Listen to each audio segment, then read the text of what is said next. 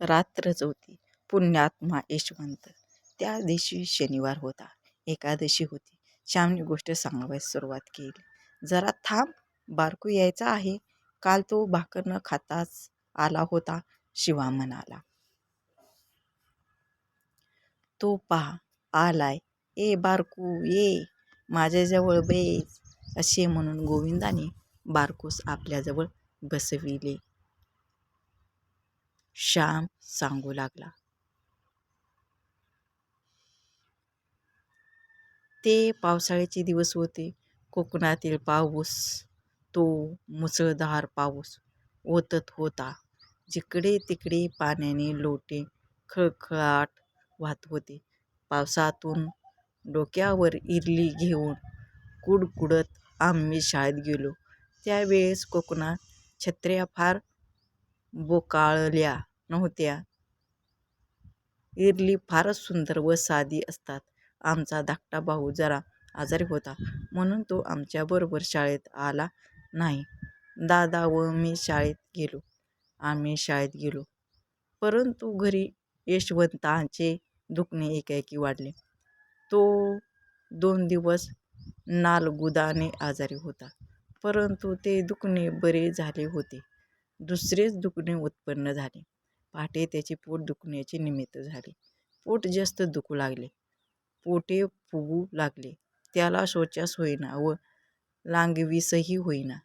खेड्यात कोटला डॉक्टर, कोटला इतिमा घरगुती उपाय चालले होते. आमचा गडी गोविंदा आम्हा शाळेत बोलविण्यासाठी आला. अण्णा, दादा अशी यशवंता आमची आठवण करीत होता. आम्ही शाळेतून घरी आलो तर कितीतरी गर्दी. गावातील काही वैद्य आले होते. पितांबरबाई, कुशाप्पा आले होते. माझा भाऊ गडबडा लोळत होता.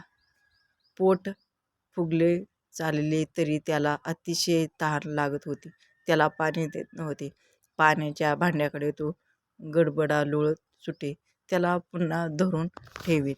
त्याचे वय 6 वर्षाचे असेल तेव्हा. आदल्या दिवशी आई त्याला रागे भरली होती. अंगणात चण्याची डाळ वाळत घातली होती. शेळी येऊन डाळ खाऊ लागली तर यशवंताने ती हाकलली. शेळीने तोंड घालून डाळ उडवली होती. ती तो सारखी करीत होता. गोळा करून ठेवीत होता. इतक्यात आजीने पाहिले व ती म्हणाली, डाळ खातोस का रे चोरा? आणि कळवू नये म्हणून नीट सारखी करून ठेवतो आहेस वाटते. बराच की रे आहेस. नाही ग आजी, मी नव्हतो खात. उगीच आपला माझ्यावर आळ रडकुंडीला येऊन यशवंता म्हणाला. घरात आई सांधे दुखण्याने त्यावेळेस आजारी होती.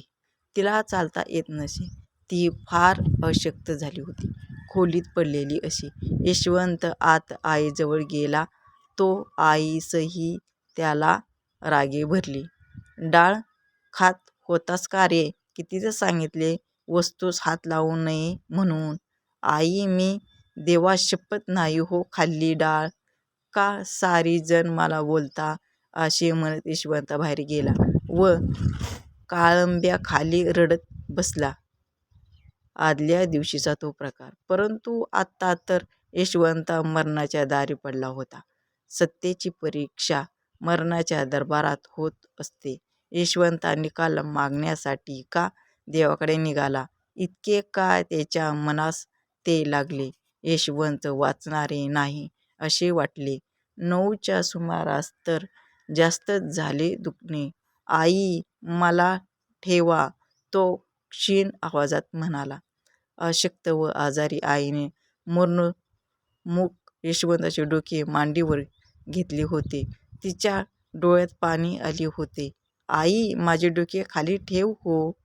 तुझी मांडी दुखले. तुझे दुखतात. यशवंत खोल आवाजात म्हणाले. आईचे हृदय गहिवरले. नाही हो बाळ, दुखत सांधे. मला काही होत नाही. मुलाच्या दुखण्यापुढे आईचे दुखणे टिकत नाही हो. मुलाला बरे करण्यासाठी आईच्या अंगात नसलेली शक्ती येते. माझी मांडी नाही हो दुखत. तुलाच ही माझ्या मांडीची हाडे खूपच असतील, आई म्हणाली. आई शेवटच्या प्रेमळ दृष्टीने बघत तिचा हात हातात घेऊन यशवंत म्हणाला, आई तू आपली माझ्याजवळ बस म्हणजे पुरे. तू जवळ असलीस म्हणजे झाली. यशवंताचा एकेका शब्द आईच्या व आम्हा सर्वांच्या हृदयात घरी पाडीत होता. आईला आदल्या दिवशीची आठवण झाली. भरून आले तिचे डोळे. भरून आला ऊर. तिने एकदम त्या मोर्नमुख बाळाचे चुंबन घेतले. त्या म्यान होणाऱ्या मुखकमलावर अश्रुसिंचन केले. ते पहा प्रेमळ डोळे यशवंताने उघडले व आईकडे परमभक्तीने व प्रेमाने त्याने पाहिले. त्यानंतर थोडा वेळ गेला व तो आमचा यशवंता राम राम म्हणत आम्हा सोडून गेला.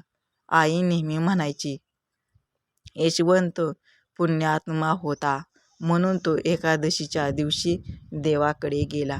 लहानपणी आम्ही आकाशाकडे पाहत असू व तो तारा यशवंताचा असेल असे एकमेकास दाखवून म्हणत असू. पुण्यात्म्याचे आकाशात तारे होतात असे वडील आम्हा सांगत. आम्हालाही ते खरे वाटे. आज यशवंत नाही व आईही नाही, परंतु त्या मरण प्रसंगीचे खरे उभयतांचे प्रेम ते अमर आहे. असा थोर भाऊ व अशी थोर माता मला मिळाली होती या विचाराने मला धन्यता वाटते. त्यांच्या नखांची सर मला नाही. मी पामर किडा, परंतु माझ्यातही काही चांगुलपणा, काही प्रेम असले तर त्याचे श्रेय त्या मातृनिष्ठ भावास व मुलांच्या शीलास जपणाऱ्या त्या थोर मातेस आहे. अशी आई व असे भाऊ